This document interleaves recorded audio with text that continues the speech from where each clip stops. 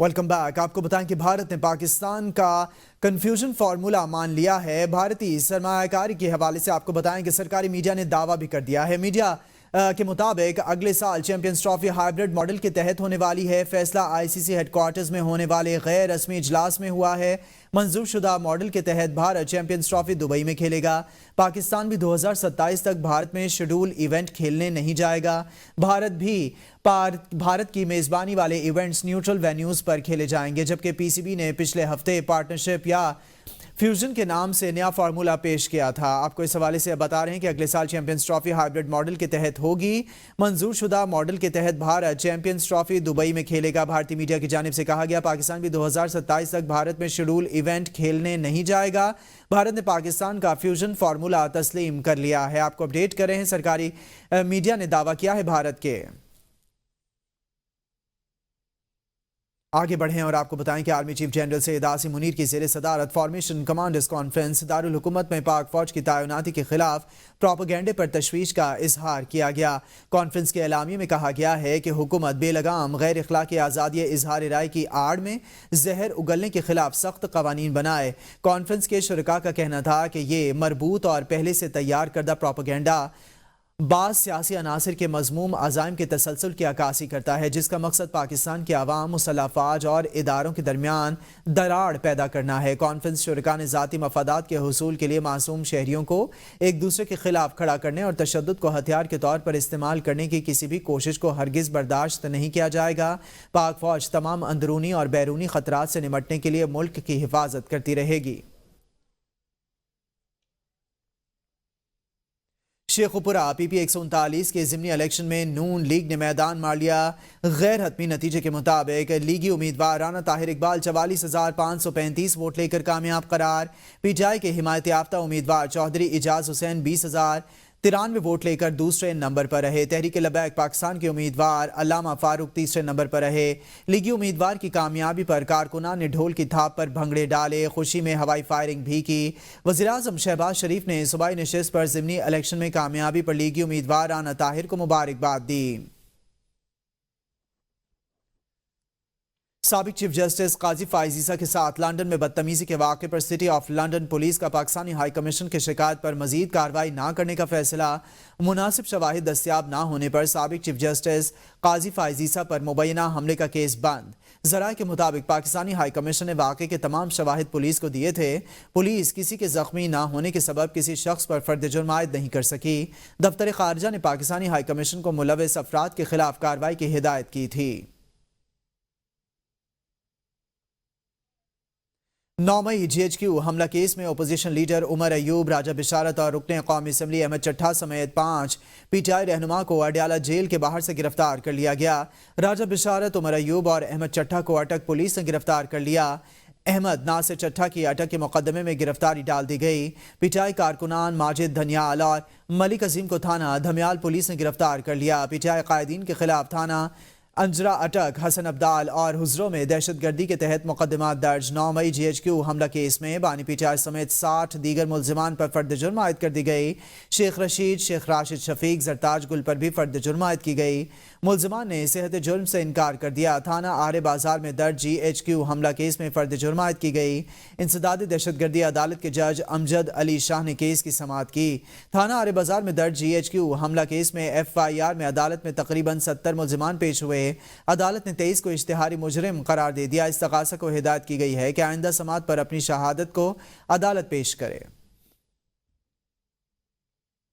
قومی اسمبلی میں opposition leader Omar Ayub اور دیگر پی ٹی آئی رہنماؤں کی گرفتاری پر پارٹی کے مرکزی ترجمان شیخ وقاص اکرم کا رد عمل آ گیا۔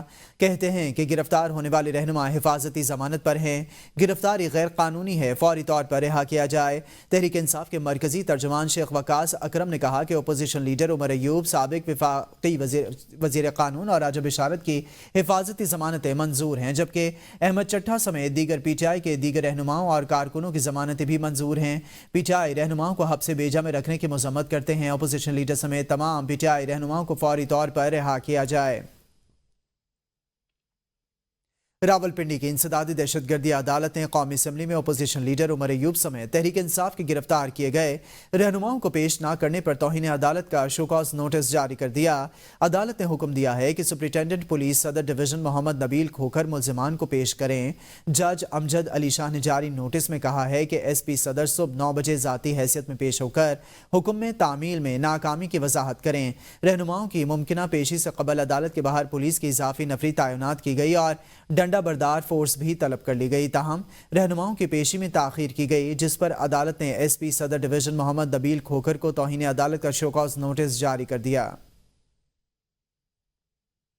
1.5 साल से ज्यादा हवा भी अभी तक 9 मई का फैसला नहीं हो सका है। बैरिस्टर अकील मलिक कहते हैं कि उमर अयूब समेत दीगर रहनुमाओं को 9 मई के केसेस में गिरफ्तार किया गया। जमानत के बावजूद PTI क़यादत को गिरफ्तार किया गया तो जिम्मेदारों के खिलाफ कार्रवाई होगी। बैरिस्टर अकील ने कहा कि मेरी इत्तलात के मुताबिक डी चौक में कोई गोली नहीं चली। खैबर पख्तूनख्वा के वसाइल इस्तेमाल करके विफाक पर यह अलगार की गई। कोई समझता है कि हुकूमत गैर मकबूल है तो यह गलत बात है। 9 मई के जितने भी मुकदमात हों, और मैं तो बल्कि on the last date of hearing या पिछली तो मैंने तो वाज़ेह तौर पे कहा था कि ये लोग मुख्तलिफ ताख़ीरी हरबे इस्तेमाल कर रहे हैं। कभी एक जो है वो एग्जेम्पशन की एप्लीकेशन डालता है, कभी दूसरा एग्जेम्पशन की एप्लीकेशन डालता है। It's over 130 people who have been nominated और ये चार्ज तक फ्रेम नहीं होने दे रहे अपने पे। तो प्रोसीडिंग्स किस तरह चलें? 1.5 साल हो गया। मेरा स्टांस ये है कि गोली बिल्कुल चली थी और गोली ऑन रूट टू इस्लामाबाद या डी चौक चली थी, और वो इसलिए चली थी क्योंकि हमारे अपने कानून नाफिज करने वाले इदारों के एहलकार जो हैं वो जख्मी हैं और उनको बिल्कुल उनके ऊपर गोलियां भी चलाई गई थी। इसी तरह अगर इसी इसना में कोई ऐसी एक जो सिचुएशन आई कि जब उनके ऊपर गोलियां चलाई गई और उन्होंने सेल्फ डिफेंस में चलाई तो ऑफ कोर्स, लेकिन डी चौक का जो वाकया है उस पर मैं आपको कमेंट नहीं कर सकता। Welcome back. आपको बताएं, सदर मुमलिकत ने मदारिस रजिस्ट्रेशन का बिल एतराज़ लगाकर वापस भिजवा दिया। ज़राए के मुताबिक मदारिस रजिस्ट्रेशन बिल आइंदा हफ्ते पार्लियामेंट के मुश्तरका इजलास में पेश किए जाने का इम्कान, जबकि मौलाना फजल रहमान को मनाने का मिशन भी जारी है।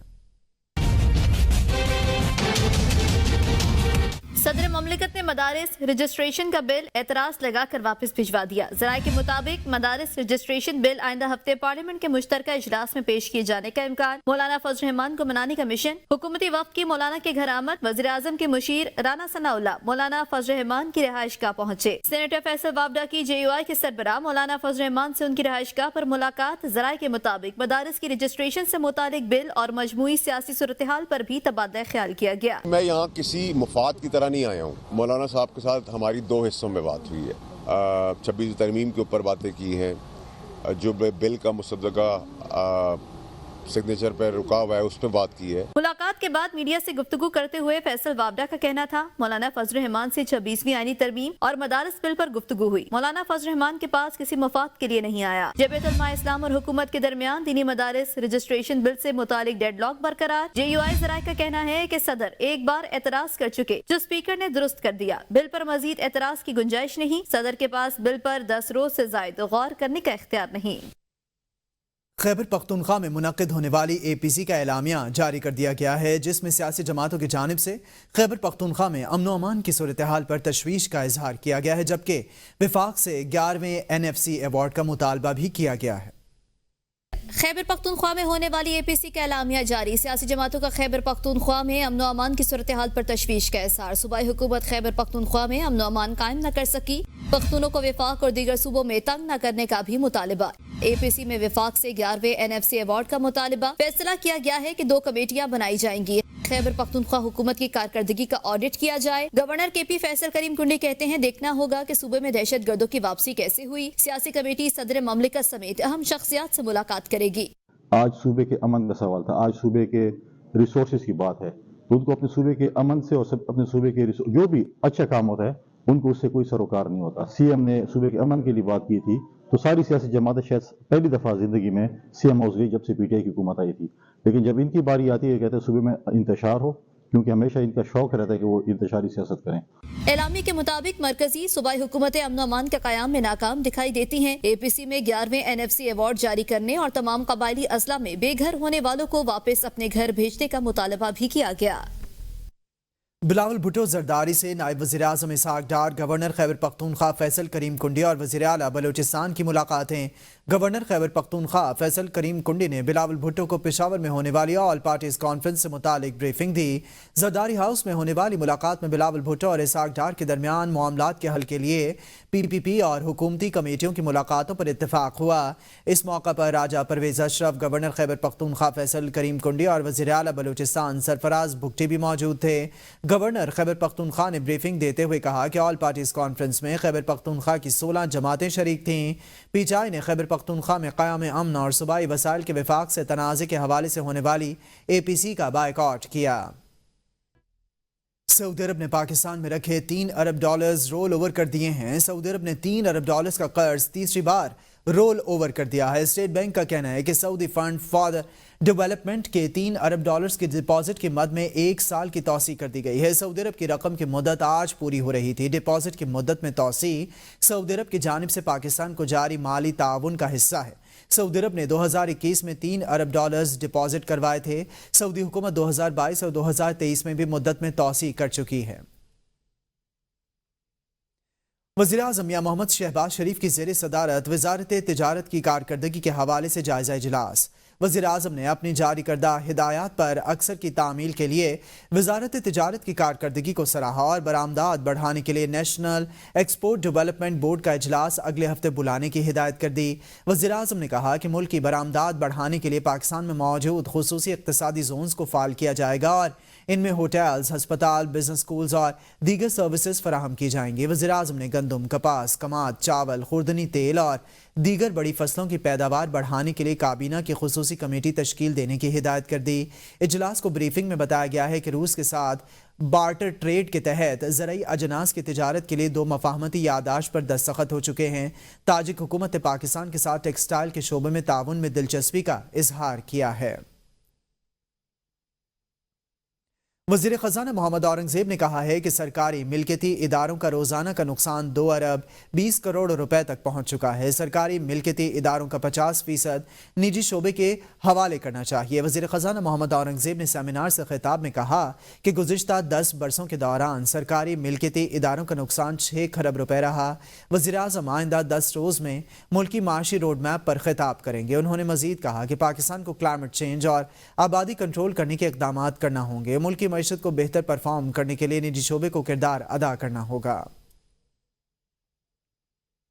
اویس لغاری نے کہا ہے کہ پاکستان اور روس مارچ 2025 میں آزمائشی مال بردار ٹرین سروس شروع کریں گے۔ وفاقی وزیر توانائی نے کہا کہ روس کے ساتھ تعلقات پاکستان کے مفاد کے لیے ہیں، کسی کی مرضی سے نہیں ہیں۔ وفاقی وزیر اویس لغاری نے روس ٹوڈے کو انٹرویو دیتے ہوئے کہا ہے کہ روس کے ساتھ پاکستان کے تعلقات قومی مفادات پر مبنی ہیں، بیرونی دباؤ سے متاثر نہیں ہیں۔ ٹرین سروس دونوں ممالک کے درمیان اقتصادی اور سیاسی تعلقات کو مضبوط کرنے کا اشارہ ہے۔ توقع ہے کہ آزمائشی مال بردار ٹرین سروس سے پاکستان اور روس کے درمیان رابطوں اور تجارتی مواقع میں اضافے کی راہ ہموار ہوگی۔ اویس لغاری نے کہا کہ روس اور چین دونوں مختلف شعبوں میں پاکستان کی فعال حمایت کر رہے ہیں، جس سے ملک کے ترقیاتی اہداف کو مزید تقویت مل رہی ہے۔ چیف جسٹس پاکستان نے جوڈیشل کمیشن کی تشکیل 9 کر دی۔ چیئرمین PTI بیرسٹر گوہر خان جوڈیشل کمیشن کے رکن بن گئے۔ چیف جسٹس یحییٰ آفریدی کی منظوری کے بعد نوٹیفیکیشن جاری کر دیا گیا۔ عمر ایوب خان کی جگہ بیرسٹر گوہر کو جوڈیشل کمیشن کا رکن بنایا گیا ہے۔ بیرسٹر علی ظفر بھی جوڈیشل کمیشن کے رکن بن گئے۔ بیرسٹر علی ظفر کی شبلی فراز کی جگہ کمیشن کا رکن بنایا گیا ہے۔ اعلیٰ عدلیہ میں ججز کی تعیناتی جسٹس منصور علی شاہ نے چیف جسٹس یحییٰ آفریدی کے بعد جوڈیشل کمیشن کو بھی خط لکھ دیا۔ جسٹس منصور علی شاہ نے رولز بنائے بغیر ججز تعیناتی پر تحفظات کا اظہار کر دیا۔ جسٹس منصور علی شاہ نے کہا کہ ججز تعیناتی سے پہلے واضح رولز بنائے جائیں۔ ججز تعیناتی پر رولز بنانے والی کمیٹی کی سربراہی کر چکا۔ ججز کی تعیناتی سے متعلق رولز کا پیمانہ طے کیا گیا تھا۔ جسٹس منصور علی شاہ نے خط میں لکھا کہ ججز کی قابلیت، سمجھ بوجھ، ابلاغ اور ورک لوڈ مینجمنٹ کی صلاحیت کو رولز میں شامل کیا جانا تھا۔ آرٹیکل 175(a) کے مطابق ابھی تک رولز بنائے ہی نہیں گئے۔ جسٹس منصور علی شاہ نے خط سیکریٹری جوڈیشل کمیشن کے نام لکھا۔ جسٹس منصور علی شاہ چیف جسٹس کو پہلے ہی خط لکھ چکے۔ جسٹس منصور علی شاہ نے چیف جسٹس کو لکھے گئے خط میں لکھا ہے کہ چیف جسٹس یحییٰ آفریدی 26ویں آئینی ترمیم کے خلاف درخواستوں پر سماعت کے لیے فل کورٹ تشکیل دیں۔ چیف جسٹس یحییٰ آفریدی رجسٹرار سپریم کورٹ کو درخواستیں سماعت کے لیے لگانے کا حکم دیں۔ پشاور ہائی کورٹ نے سینٹ انتخابات کا معاملہ الیکشن کمیشن کے سامنے رکھنے اور الیکشن کمیشن کو سینٹ انتخابات کا معاملہ جلد حل کرنے کا حکم دے دیا۔ خیبر پختونخوا میں سینٹ انتخابات کرانے سے متعلق دائر درخواست پر سماعت چیف جسٹس اشتیاق ابراہیم اور جسٹس وقار احمد نے کی۔ الیکشن کمیشن اسپیشل سیکرٹری اور وکیل درخواست گزار علی زمان ایڈوکیٹ عدالت میں پیش ہوئے۔ چیف جسٹس نے کہا کہ الیکشن کمیشن کے سامنے اس معاملے کو رکھیں، جو فیصلہ ہوا اس کے بعد یہاں آ جائیں۔ 24 تاریخ تک الیکشن کمیشن فیصلہ کرے، اس کیس کو مزید ملتوی نہیں کیا۔ کراچی آرٹس کونسل میں 17ویں عالمی اردو کانفرنس، وزیر اعلیٰ سندھ مراد علی شاہ نے کانفرنس کو پاکستان کے ثقافتی ورثے کا جشن قرار دے دیا۔ کہا کہ کراچی فن اور علم کے عالمی شہر کے طور پر ابھر رہا ہے۔ پاکستان کی ثقافتی اور فکری وراثت میں کراچی کی خدمات اہم ہیں۔ وزیر اعلیٰ سندھ سید مراد علی شاہ نے اپنے خطاب میں تقریب کو پاکستان کے متنوع ثقافتی ورثے کا جشن قرار دے دیا۔ انہوں نے آرٹس کونسل کی 70 سالہ شاندار خدمات کو سراہا اور اسے تخلیق اور مکالمے کی روشنی قرار دیا۔ صدر آرٹس کونسل محمد احمد شاہ کی خدمات کا اعتراف کرتے ہوئے وزیر اعلیٰ سندھ نے کہا کہ ان کے انقلابی اقدامات نے کراچی کو عالمی ثقافتی مرکز میں تبدیل کر دیا۔